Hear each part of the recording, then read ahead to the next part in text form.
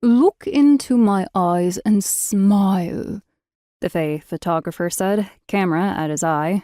Shona shifted on the chair and obediently smiled. Click, click, click. Perfect. He grinned at her over the top of the lens.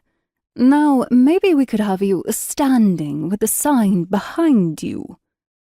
The wolf publicist sashayed over with the sign and carefully positioned it behind her.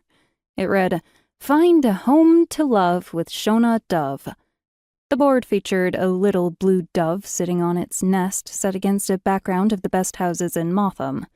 She didn't really like the tagline, though she knew it worked. With a name like Dove, it represented exactly what she was about. Nesting, helping folks find that perfect home. But the thought of being photographed in front of her own ad felt too much like a hard sell, which was definitely not her style. Do you really think I need that behind me?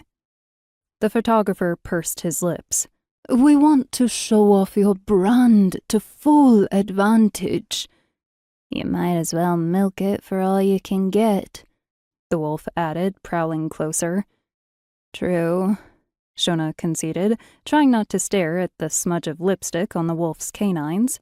She reminded herself that it was amazing Motham Monthly were doing this article about her. She should be grateful. It was fantastic publicity.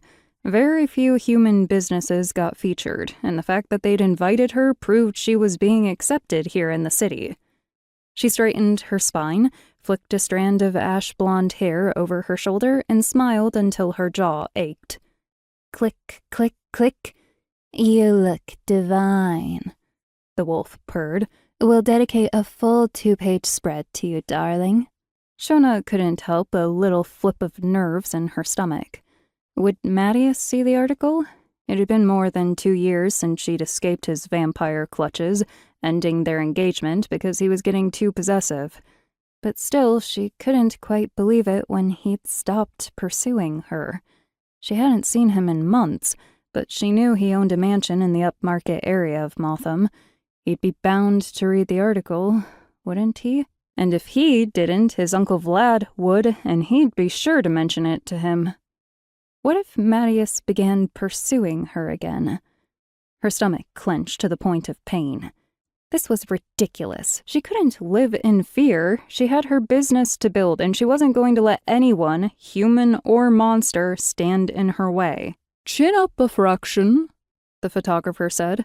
Give me eye contact. That's brilliant. Absolutely perfect.